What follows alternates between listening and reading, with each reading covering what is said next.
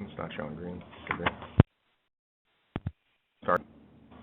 Good everyone, this is Stephanie Bowles. I work here in the Training, Education, Exercise Division at the Virginia Department of Emergency Management, and we are pleased to welcome all of you to this morning's webinar about VDEM's reorganization.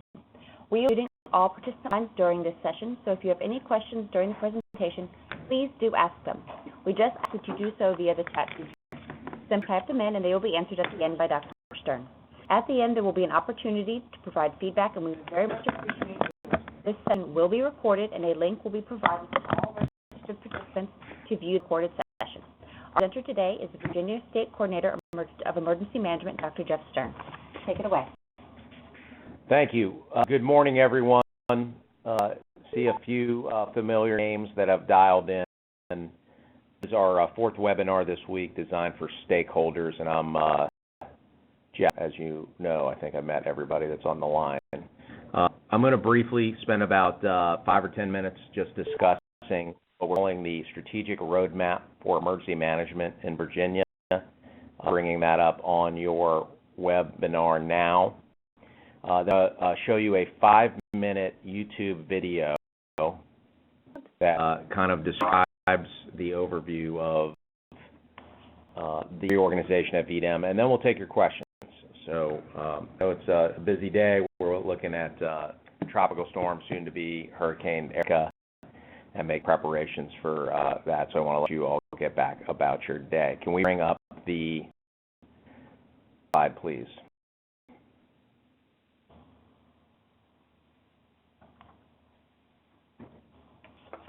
So you should have coming up on your computers now what we're calling the strategic roadmap. As I should know, because you all helped me build this over my first year, we listened to VDEM staff inside the agency through 10 different working groups. We spoke widely to all the different stakeholder groups and at different meetings and one-on-ones to try to get a sense of the emergency management operating environment has changed. And we decided, rather than putting together a detailed strategic plan, dozens to hundreds of pages, many of you have dealt with in your past, we operate in a dynamic environment. There's lots of things that change. We wanted to actually take a simplified version of a strategic plan and call it a roadmap, get it onto one piece of paper that the agency could use, that you all could use, that the local emergency managers could use to talk about where we're taking collectively emergency management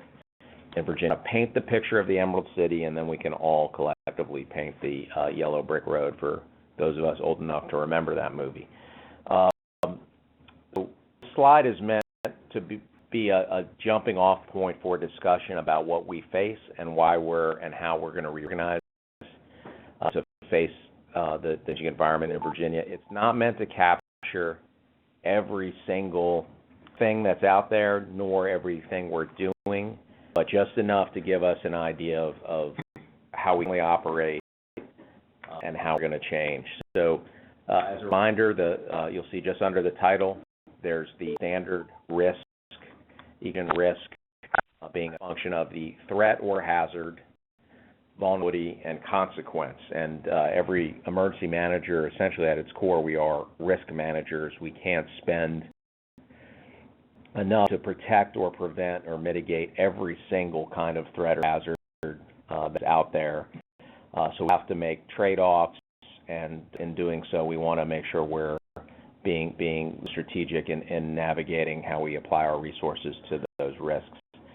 So that are, over the last couple of years, kind of the main things from both a natural and technological standpoint that we are looking at as far as our operating environment, the risks that we face, and it includes things like economic risk. So last year, the state $2.5 billion budget deficit, VDEM took a 6% cut last year in our general fund.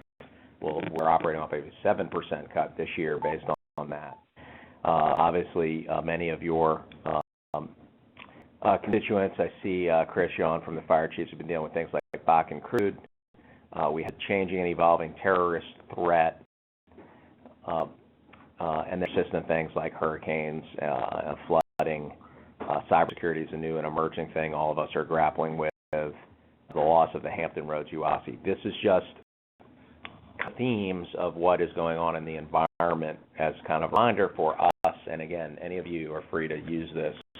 I'll be sending this out to everybody. The side of the column describes how VDEM has kind of been currently organized to up until this summer to deal with this environment. So money is very important. 83% of emergency management funds in the state are grant funds. They're not general funds, and those grant funds get passed through the local emergency managers. So to sustain their operations. Traditionally, VDEM has had 12 different divisions. Many of those divisions have had their own grant programs.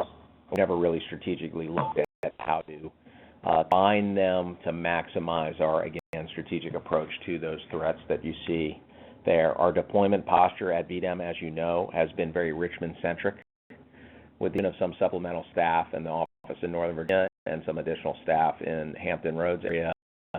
We typically operate with, there's just about 20 employees out in the field. Almost everybody else in the agency is in Richmond, and field staff have traditionally reported back to Richmond for management and supervision.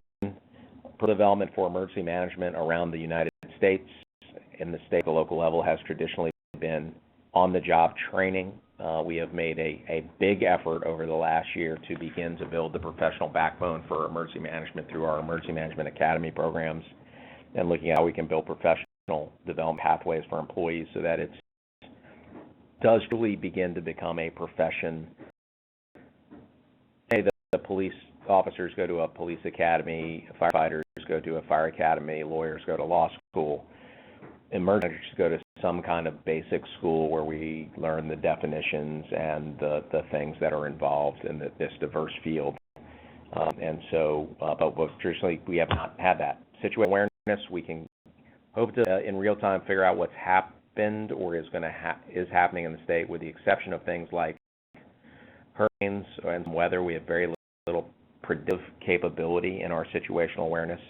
And even with Hurricane it's a good example. There are a wide range of goals, and we're kind of forced into taking the approach of, okay, let's just presume it's coming to Virginia and not hope.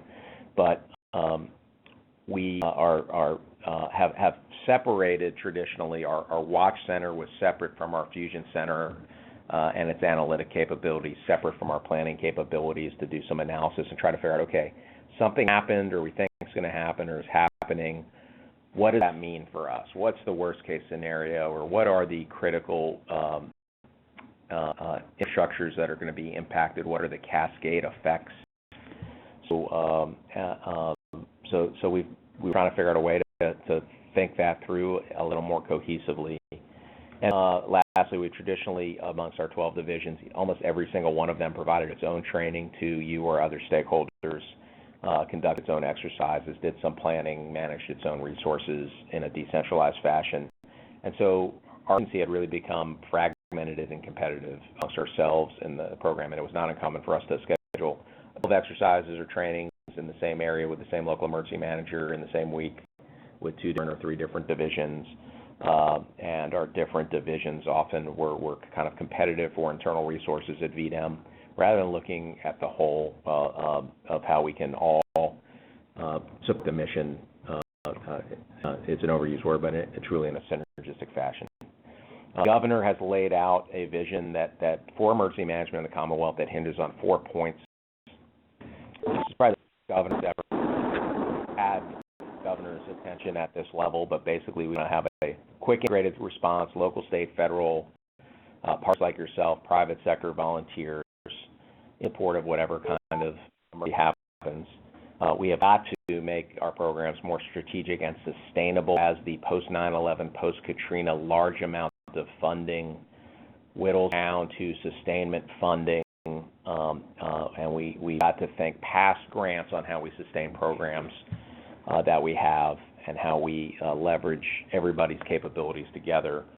We want a more regional capacity, be less Richmond-centric, and we, as I indicated, really want to elevate the profession of emergency management, so build professional development for us. And so with the governor's support, we're proceeding at VDEM with Some specific goals that are laid out here in 2015 in the third column. For VDEM specifically, the video next will discuss our organization, which really consists of 3 phases, but this month is, in fact, today we're concluding a month-long series of training where every single VDEM employee has gone through at least 1 week of kind of basic emergency operations center training.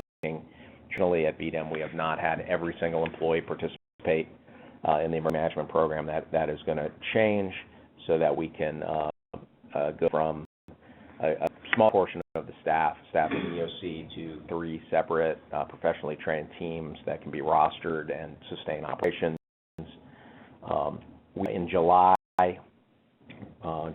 reorganized our headquarters from 12 different divisions. I actually, at one point on paper, had 18 direct reports and the video, again, we'll talk about it, we've gone from a functional, siloed, with functional specific divisions to geographic-based organization with an east and west side of the state, focusing on the VDEM regions, and we're going to enhance staff there.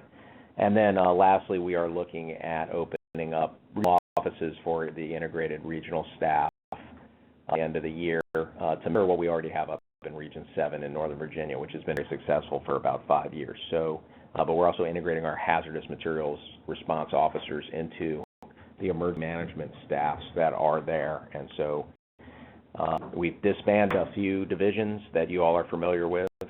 There's no longer, the video talks about this, preparedness, tech, operations, local support services, but those functions have just been reorganized. And so again, we're kind of taking a geographic approach.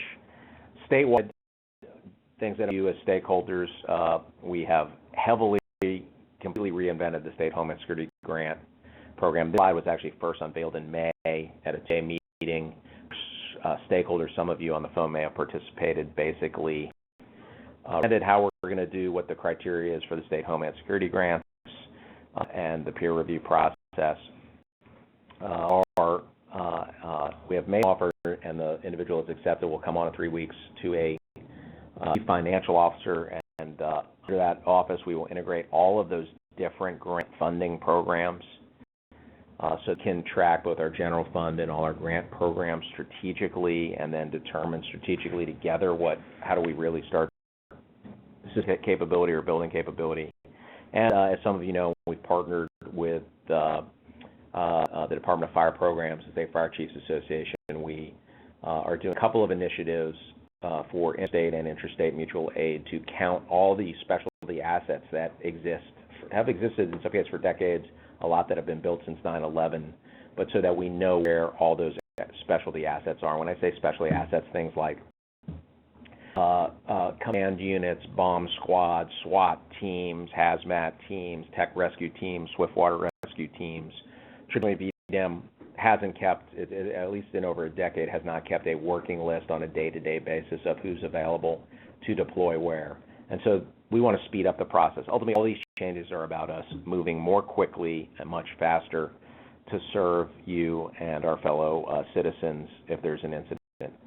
The long-term goals really becomes incumbent on all of us. We try and diversify past the grants, especially with the congressional sequester potentially upon us, or the vote we have from continuing resolutions 6 weeks away.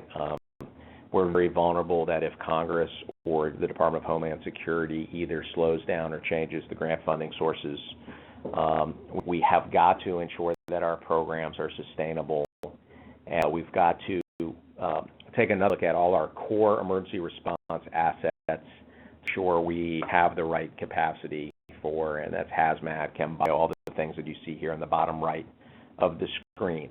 So one example of doing that is we've issued a request for proposals for a consulting group to come in and review our hazardous materials programs, to work with our hazmat teams to determine what really are our needs, what does it cost every year to maintain them, what should our purchasing equipment replacement cycles be, training, etc.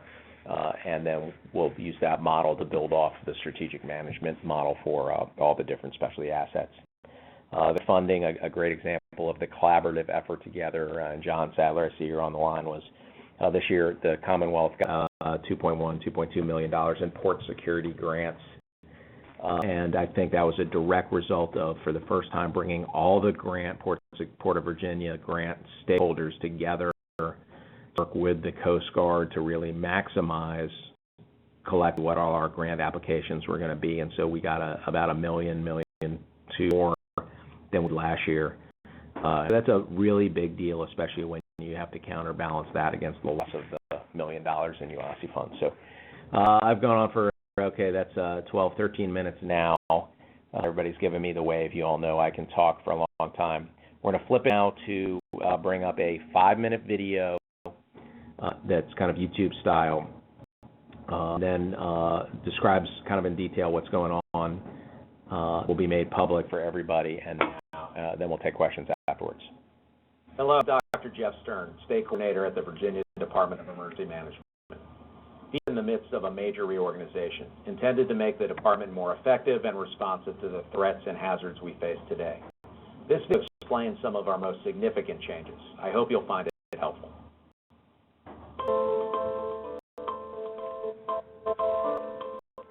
We must be prepared for a wide range of challenges in today's dynamic risk environment.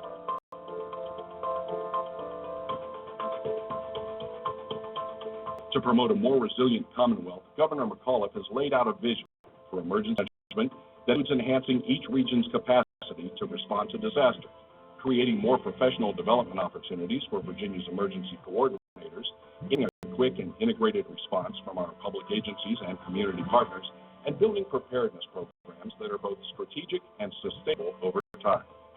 The birth of restructuring VDEM is to realize this vision of strengthening the Commonwealth's ability to prepare, mitigate, respond, and recover from disasters we face together. VDEM reorganization consists of 3 phases. First, operate under the approach that every employee is an all-hazard emergency management professional. The Emergency Response Team in the state's Emergency Operations Center is being reorganized as the Virginia Emergency Support Team, or VEST, and VDEM staff will be trained and assigned to one of 3 VEST teams. Along agency partners from the various emergency support functions, they will train and exercise together on a weekly basis, work in the Virginia Emergency Operations Center during disasters, sustain around-the-clock operations. Phase of the reorganization took place July 1st and consisted of a comprehensive reorganization of the headquarters organizational structure to make previously disparate programs. In 12 divisions reporting to the State Coordinator's Office, VDEM is now configured into 2 distinct bureaus, a Disaster Services Bureau and a Mission Support Bureau. Divisions for local support services, preparedness, technological hazards, and operations have been disbanded, and their programs reassigned. In organization, the Disaster Services Bureau will oversee 2 geographic divisions. Regional Support East will consist of VDEM Regions 1, 5, and 7. Regional Support West will consist of VDEM Regions 2, 3, 4, and 6. Each region will be led by a Chief Regional Coordinator, and the former local support service staff members have been renamed as Disaster Response and Recovery Officers. The Disaster Support Services Bureau will also have a Response Programs Division to coordinate special operations such as hazmat, search and rescue, urban search and rescue, technical rescue, incident management teams, the radio cache systems, and logistics. All planning across the agency has been integrated into a single planning division, which will conduct strategic planning and integrate operational planning and daily situation awareness through the VDEM Watch Center and intelligence analysis from the Virginia Fusion Center. The Support Bureau, led by a new career deputy coordinator, will administer human resources, information technology, recovery and mitigation, a chief financial officer, and training, education, and exercises divisions. To expand and promote professional development, VDEM will instill a culture of continuous education, provide an ongoing learning track for our emergency management professionals. Under the previous structure, different divisions provided training and conducted exercises.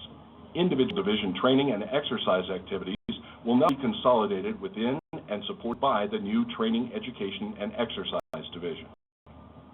Because of the continuing reduction of federal grants, we must maximize the use of money Virginia receives. VDEM is consolidating its grant management activities within the new Finance and Grants Division by a newly created Chief Financial Officer. Finally, in the 3rd phase of the reorganization, we will establish regional offices across the Commonwealth based on the successful model instituted in Region 7 several years ago.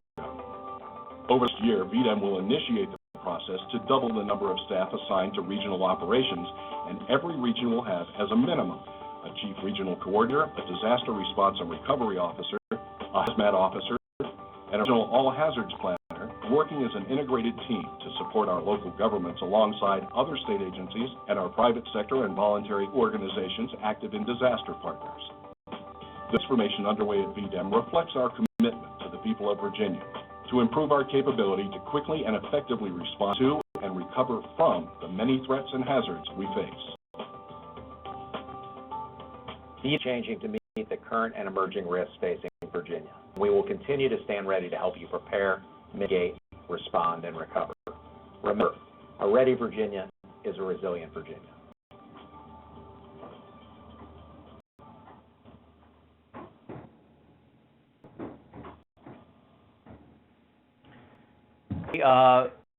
We're bringing out the new kind of overview of the org chart. All this stuff we're going to email out to you so that you have it, along with frequently asked questions. Now I want to hear your questions. So there's two ways to do it. And you can either in your chat box, which is the easiest for us, type questions you have, or what's the code that they want to hit to unmute themselves and ask. If you hit *6, you will be muted. You can verbally ask questions. We have a small enough group on this webinar that I think we can work it either way. So for your feedback and questions. Thank you.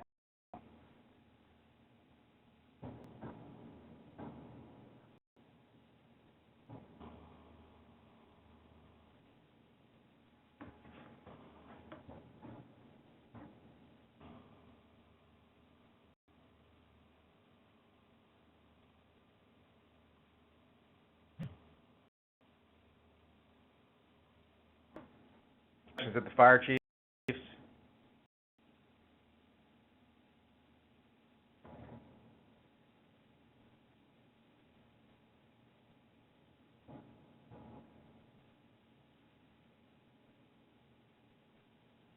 there's anything at the jock, I think it's you all.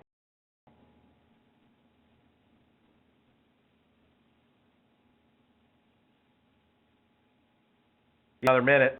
See if any, again, you can either type in your question or hit *6. Who?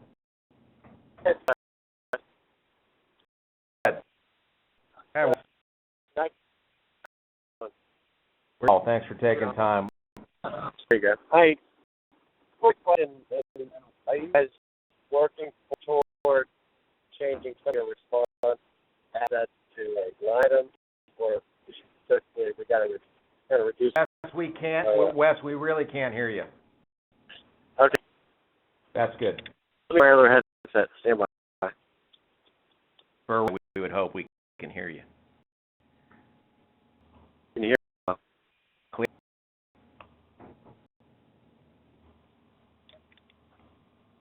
Go ahead. How about now? Good. Yeah. Good.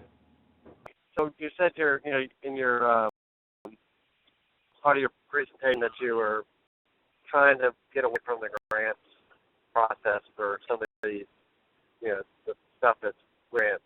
So the question is, are you looking to do a line item in the state budget for that, or what is your plans for that? So we are going to work with the Secretary of Public Safety and Homeland Security and the Governor's office on a hope will be supported by the governor. We don't do anything without the governor's support. Absolutely. A legislative initiative that hopefully will make the case that that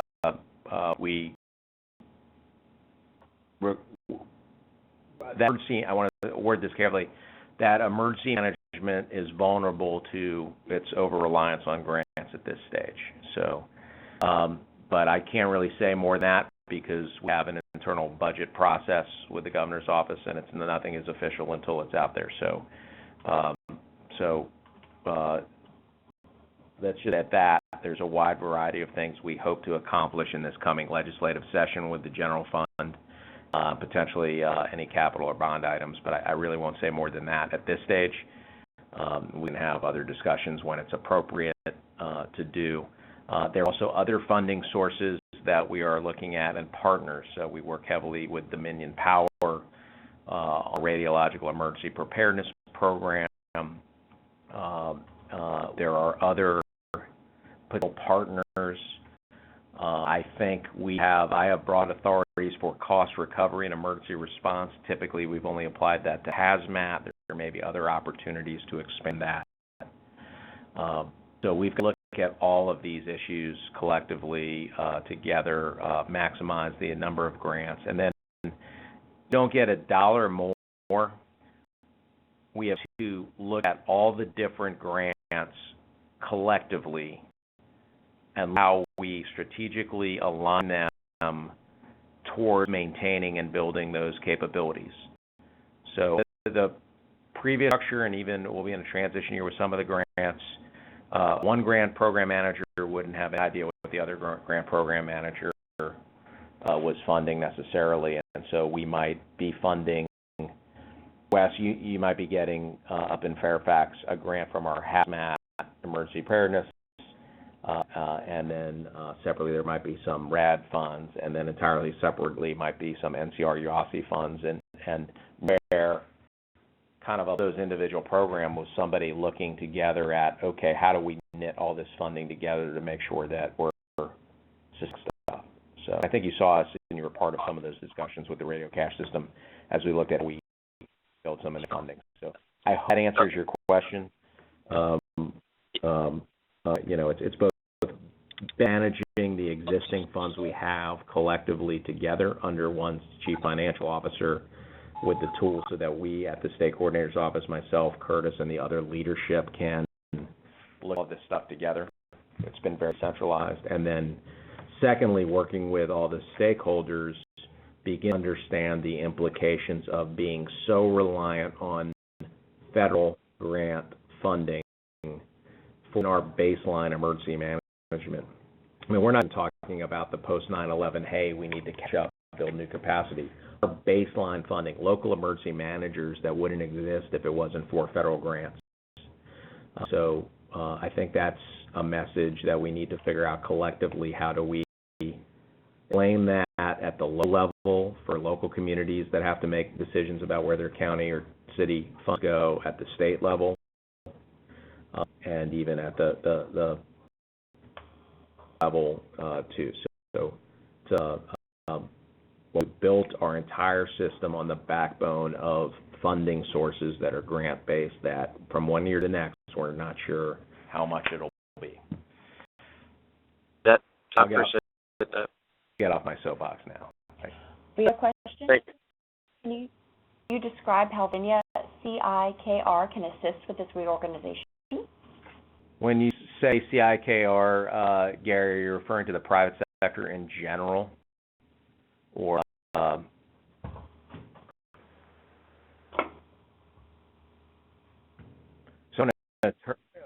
okay, thanks. Yes, sir. Exactly.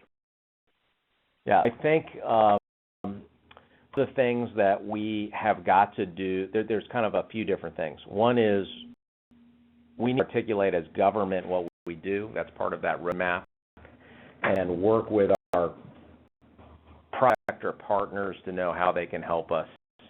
So Dominion Power has been a great partner for the nuclear preparedness piece. I think we need to look for broader opportunities to work with them related to the overall energy reliability, including the electric grid. We're working closely with the private sector shippers in the Port of Virginia, our rail shippers, CSX. How do we make that stuff more safe? And so basically, I think it's just a matter of continuing to build these to fix problems or address problems together.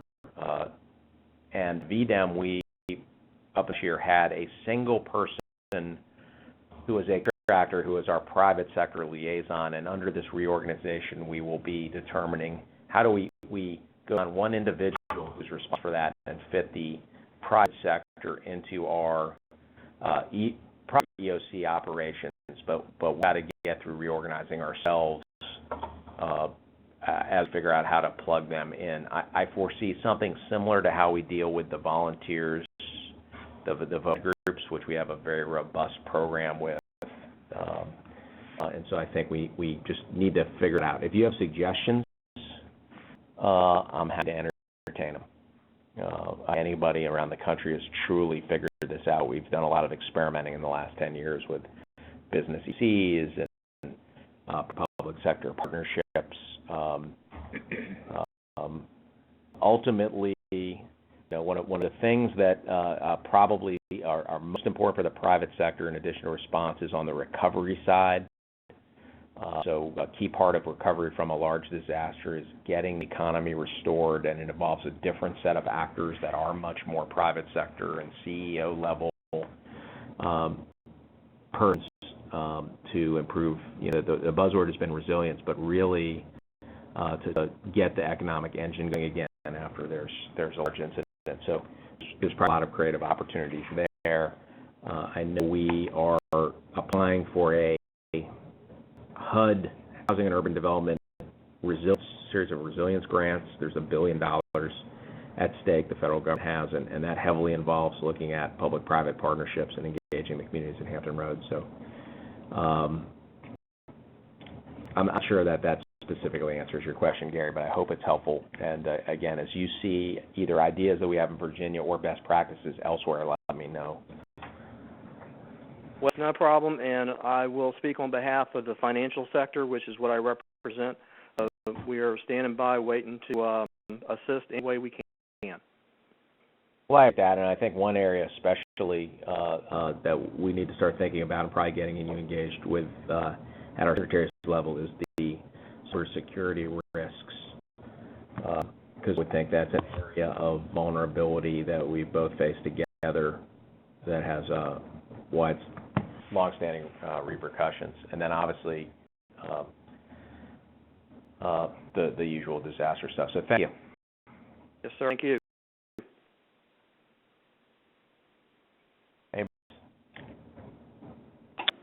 Hey, Jess, this is John. Hey. I was wondering if you could expand on the role of the regional coordinators and kind of point out how they could be deconflicted with, say, our role here at the PDC. So actually, it's not a matter of deconflicting. It's a matter of aligning and them supporting you and maintaining operations. I guess I can best describe it, John, by saying that I'm the state coordinator at the state level. The local governments have local coordinators, and then individually we have had individual staff that have been in the field that have done individual program management or liaison work, which is really the local support services staff did, and then we had the planners working on specific issues like hurricanes. And hazmat officers. And when it came time to support the local governments in an emergency response or to support the planning efforts ahead of time, all of them, it was doing it kind of as mostly individuals. They had relationships, but they reported back to managers in Richmond. So by creating a staff, taking those same folks and saying, okay, you're all now a team. Your responsibilities are basically saying what they were, but we're going to build some overlap. There's more generalist, broad emergency hazards, emergency management overlap, and then one of you with a new position will become, will basically, right now we have acting personnel, so in your area, obviously it's Bruce Sterling, but one of the folks will have an opportunity to become a chief regional coordinator to kind of fulfill that middle strategic supervision between the local coordinators for the local governments and me at the state coordinators level. And then we will begin to, over the next few months, design based on different risks in the different parts of the state, in the different regions, set of performance measures and metrics that those chief regional coordinators will be accountable for in leading and coordinating their whole staff in support of the local governments and you all at the PDC level. So I'll take a specific example that illustrates a problem that we had that I hope to solve through this construct. Last year, as you know, we did the in-season hurricane review. We identified dozens of critical needs and we need to make to prepare us for hurricanes in the Hampton Roads area and on the Eastern Shore. And shortly thereafter, about 6 months ago, Cheryl Grant's administrator told me that $100,000 in local emergency management performance grants was coming back to VDEM because the local jurisdictions in Hampton and the Eastern Shore hadn't spent it.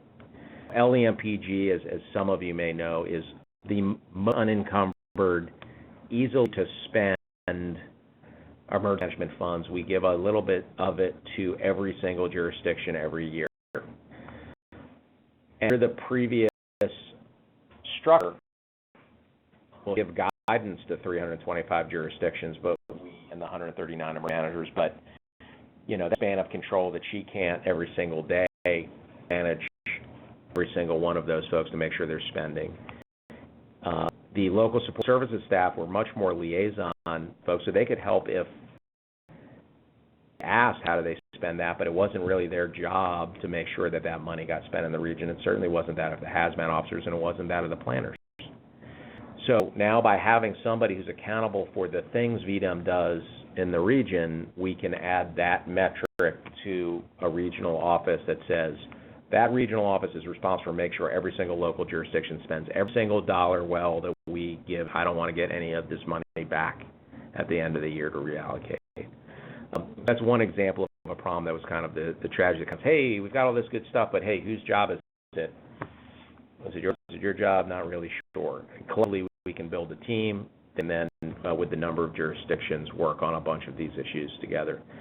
The second issue is, I saw through a couple of disaster responses, we would get folks responding on their own initiative well. I have great staff around the country, but they would show up independently, and I think we can do a better job coming as the coordinators for state support to an incident if we're operating as a team.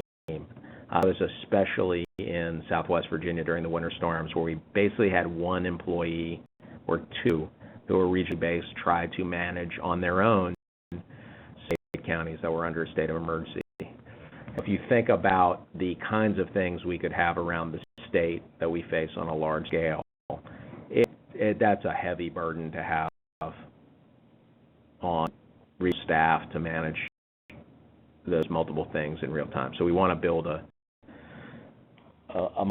broader ability, regional capacity for folks to support all the local jurisdictions. And then, John, of you specifically, I would expect them to be working with you and the AHAC, the All Hazards, what else is it? All Hazards Advisory Committee, Council Committee, on a variety of issues, but especially the in-season review stuff. So instead of it, in a couple of them, have a whole team they can divide and conquer, and then we can provide additional support to them. So it's really giving them the supervision, decentralized, the same way the state police have regional offices with a district captain. That's kind of the model. So that person also and that staff collectively should know about 80 or 90% of what VEDA is doing and be able to handle 80 or 90% of the requests that you all get without your ship having to, the local emergency managers, call back to one of 12 different divisions in VDEM depending on which issue they're dealing with. So that's the idea. Now, I do fully, John, expect this to take, I've been using is 12 to 18 months to get this fully operational in place. We need to staff up to offices. We need to find them. We need to help support them with training and education. We need to determine their operational role and how they work together as a team, et cetera. Somewhat cross-training a little bit, but the end is that collectively you'll have a team approach as opposed to several folks in different divisions based in your area, but again, reporting back to supervision in Richmond that may or may not have been coordinating as well as we could have. Does that answer the question and help paint that picture? Bart? One of the things you can do, John, is reach across. Much of this modeling is very much off of North Carolina's very successful statewide model where they have divided North Carolina into a west, central, and east. And we have divided Virginia up into two divisions, east and west. And then North Carolina's equivalent of their regions, they have what they call area coordinators. They have a tremendous amount of autonomy, what's going on in their jurisdiction, and even operationally, they have the first line for resource requests and manage resources at that level, even up to a Category 1 or 2 incident before they fall back to the state EOC and do stuff. So, one of the issues too, John, we're trying to solve is right now, every jurisdiction has a direct line to the state EOC in an emergency, and that is a span of control that if we have a large calamity will fail. I no doubt will fail because it just violates very basic span of control and incident management principles. So by building more robust regional staff, we hope to figure out ways that we can build better span of control and better understanding, better situation awareness of the different parts of what's going on around the state.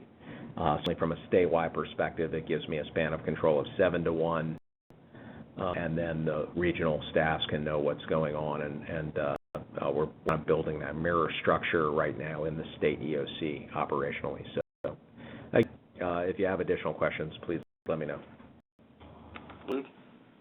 Thanks. So before I'll see if anybody else has any other questions, one thing I want to emphasize, this came up in a couple of the other webinars, nothing changes as far as the emergency reporting to VDEM through the State Emergency Operations Center and the Watch Center. So we have WebC, we have the VEOC@vdem.virginia.gov email, and the 800 and regular numbers that are available 24 hours a day. So in an emergency, that's still the first notification process, but then I think you will see over the next 6 to 12 months as this office structure comes together, more of an understanding of how that staff will be much more integrated, much more understanding of the wide variety of things that VDEM does. Much better service, John, to your members.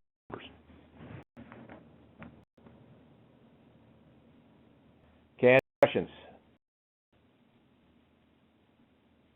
I don't have any. So I'm going to say thank you. I'm going to ask you all, as you represent a wide variety of stakeholders. The track of tropical storm, soon to be Hurricane Erica, is very uncertain, but likely to impact the southeastern United States, and there are some tracks that do call for it coming to Virginia. So VDEM is going to take the approach and presumption and be for it to affect us. And so I just ask you to reach out and have your that you represent begin to start thinking about and initiating plans, procedures, and thoughts around the pathways available on that do have it coming to Virginia, and not just hope in a way that it takes a different one. And again, I want to thank you. Feel free to email or contact me if you have follow-up questions. Turn it back.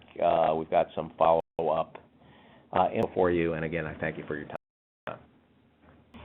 I've posted the feedback survey up on the page. You can click on it there. If you have any questions, please feel free to email the PIO@vdem.virginia.gov or to Dr. Stern directly. Thank you so much. Have a wonderful day.